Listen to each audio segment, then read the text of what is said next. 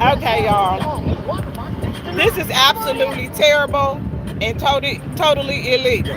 But I just wanted to see something. So I have to they continue to change stuff up. Hopefully I don't end up oh god. Yeah, I feel bad now because I really don't want to. Hold on. So I'm just back on here live because I wanted to see something.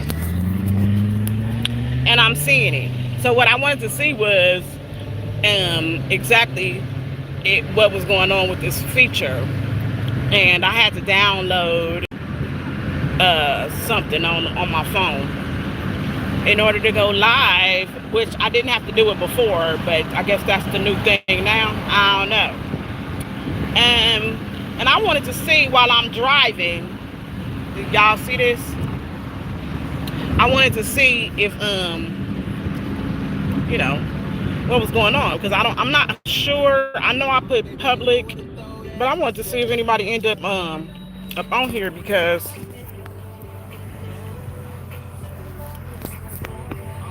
it's kind of weird, ain't it? Yes, all very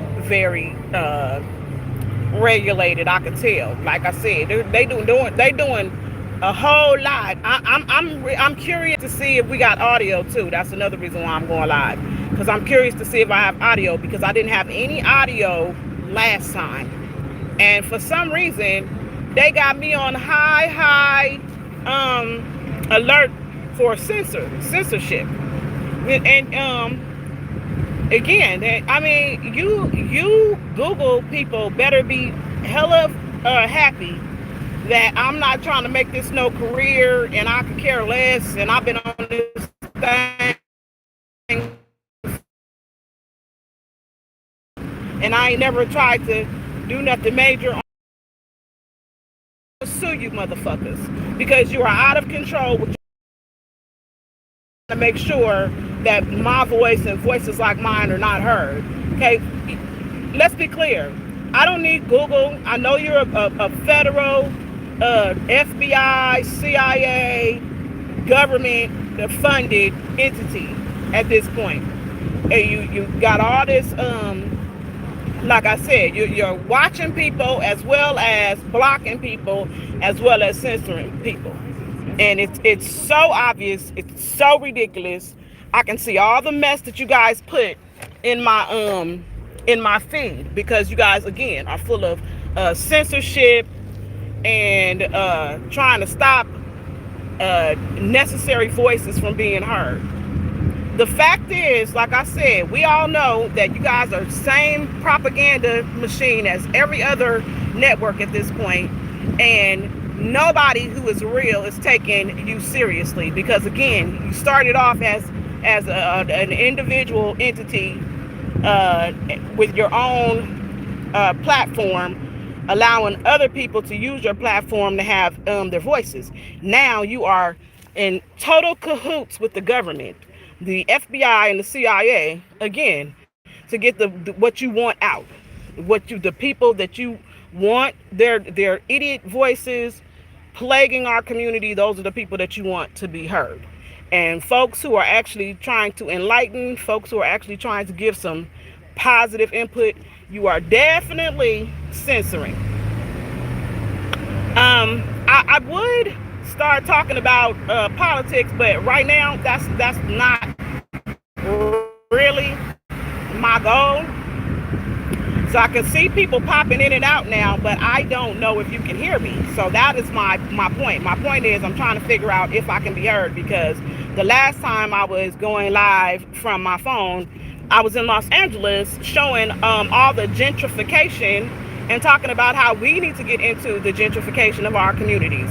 Now I'm actually in my community and they forced me to put the app on my phone, whereas before I was able to go live without the app being on my phone. Again, that's a tracer. That's a way to keep up with the demographics of where somebody is actually speaking from. And I don't know if it's to my benefit or not that I'm actually in Orange County right now, so they're going to do less censoring of me. But when I was in Los Angeles, they cut off all of my audio. And while I was in a community full of properties, apartments that NACA is giving funding and 0% interest, or I think it's like you can do zero down. I think it's like one up on apartments. And the only qualification, or the main qualification, is you have to live at the property. So again, it makes no sense whatsoever that when I'm in a community of our own and they're checking the demographics and censoring, they don't want me to talk about us going into our community and being a part of the gentrification. Okay, again, when we talk about gentrification, we're talking about, people are thinking, oh, it's the bad guys coming in, buying up stuff, when in fact it could be any of us joining in and being a part of recreating our communities. It's really important that we get on it, because if we don't get on it, we are going to miss out. Again, while you want to complain about gentrification, we need to be a part of the solution. Going in, getting some of these government loans to buy some of these apartment buildings and cleaning up our cities, our inner cities, block by block. It's a responsibility that if we took on, the government and other people wouldn't have to. They wouldn't need to. But there is a serious problem when, as you can see, my community, that's another reason why I'm driving through my community. Hopefully I'm getting some audio here. This is what my community looks like. And again, you know saying, they be talking about, oh, you moved up out of the ghetto, so you real now? No, I'm constantly on the realness, okay? And the reality is, this is what all communities should look like. Clean, wholesome, safe. This is what our community should look like. And we should have a piece of it and a part of it. And that's called ownership, not just renting, not just going throughout life never owning or leaving our communities, versus being able to stay in our communities, invest in our communities, and beautify our own communities. Again, this is a lower end South Orange County community, okay? And when I say lower end, I'm saying that you can actually be lower middle class, and purchase here. We still have under $1 million homes in this area of South Orange County. And again, that's why they talk about the orange curtain. They don't want us to know that there are even little communities like this in Orange County. But at the end of the day, I shouldn't have to move this far from my community that I grew up in, okay, to find peace and solace, okay, and not hear gunshots, okay? I should be able to stay wherever I want to, okay? And the way that we make it safe for the future generations is by, again, being a part of the cleaning up of our communities, okay? And that means that you have to, there's definitely strength in numbers. So we may not be able to go and purchase, apartment buildings alone. But, however, if we have investment groups that we put together, and your investment group can be your family, your friends, your associates, people that you, even like your churches, okay? And when I say your churches, you can actually speak with your church about making that a part of the nonprofit aspect, housing, and like I said, you can get some government loans, have a portion of the property dedicated to low income, moderate income. These are the kind of things that, again, we need to learn how to come together. We may not have the money that some of these people, these other people who are born into wealth, and they're not a part of this system, or they're not part of the system that is trying to be kept at the bottom. Okay, we can link up, and again, there is definitely strength in numbers. So we get our numbers up, we come together, we start owning things, then we can start running stuff. But if we cannot wrap our minds around coming together in unity And we can't wrap our minds around actually wanting our communities to look like this. This is what we want our communities to look like, okay? This is what we deserve our communities. Our children deserve to walk up and down streets like this, okay? This is why we got the jungle and we got the projects. This is what the low income and the poor people got out here. You know, they got regular, moderate income type of properties that they can actually afford to come here from another country and afford to live on a one person income. And again, if it takes two incomes for some of these families, again, they can actually afford it, right? And they making provision, and the government is making provision. So again, where the government has failed us, we have to become responsible individuals and start getting our own selves together. The police over there, so I'm gonna have to put this down a little bit because I don't want them worried about or bothering me. Right. Yeah, I'm gonna put this down here. Let's do one of them funny views again. But yeah, this is it.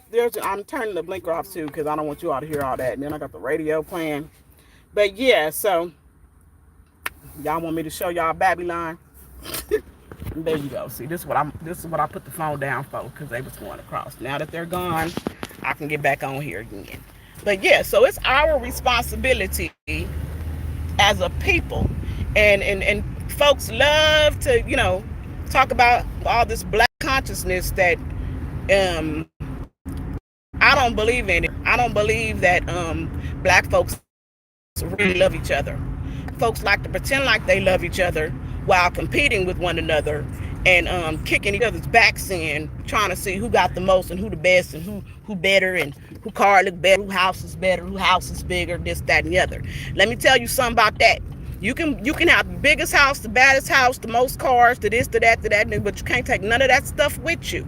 And if you ain't got sense enough to invest in your community, there's a good chance with all this competition within families and friends and communities of black folk that your stuff is gonna get sold off just like most black families.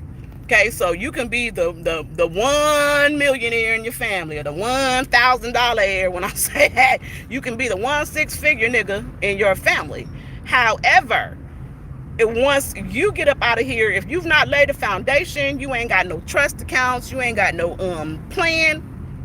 That's what it is. There's no plan. There's no plan. There's only the plan that the one who you left in charge or by default is left in charge plans up once you gone. And it's usually whatever foundation you set. So if you set a foundation of greed and envy and jealousy and competitiveness, that's what you gonna get when you up out of here. And it comes to your property, your house could be that house right here. And when you gone, you'll be bragging about how you paid $1 million for your house, and one of your children will be holding back money and refusing to share with your other children and grandchildren and great-grandchildren or whatever the case might be, because again, you didn't have a plan and your family didn't care about community, let alone family wealth, generational wealth. So that's what I'm talking about. It's important that we decide that we want some generational wealth and we want clean, vibrant communities. You see how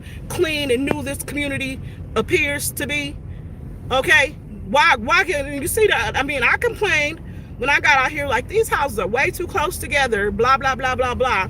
But when you go to the hood, the houses are close together like this too. Difference is, these folks are owning and buying these homes that are under, you know, might be right at $1 million, but probably a little bit under. Okay, they're buying these homes. They're making sure they got land trusts and accounts. They're making sure that they got wills and insurance and whatnots. And they're making sure that their investments don't go to hell, okay? And again, this is new money. This ain't old money. Look at these houses. This is new money. These are, in general, these are people who came as first generation Americans. These are your Asian Americans. These are your African Americans. These are your people who they ain't got no blood on this land. They ain't got no sweat, blood, or tears on this land. They came here off of our ancestors' backbone, okay? And yet they're able to come into these kind of communities and live, okay, and afford and do well and prosper. Okay, why aren't we moving into these kind of communities? Why are we not investing in these kind of communities? Because we don't know any better. And again, not only should we know about these communities, but we should also be working progressively to make our communities look like this. There's no excuse for why when I drive through the hood, there's a totally different picture than when I drive through this country ass little city in South Orange. Okay, this is a country area. Anytime you hear Rancho, you know you in the country. Okay, country part of Cali. Okay, there's some ranches around here, some horses, cows, chickens, all that stuff. Okay, when you go to Compton and Watts, hello, that is the country. That is country. And the good part about it is it's truly good land, and it can be used for multiple purposes. And if we go back to our communities with an investment in the future mindset, we can have something that's beautiful. We can beautify Watts. We can beautify Compton. We can take our communities back. We can have our children living in safe zones, okay? We don't have to give our stuff away to South and Central Americans, because that's what it looks like right now. If you go to Compton and Watts, the majority of what you're going to see is non-black Hispanics.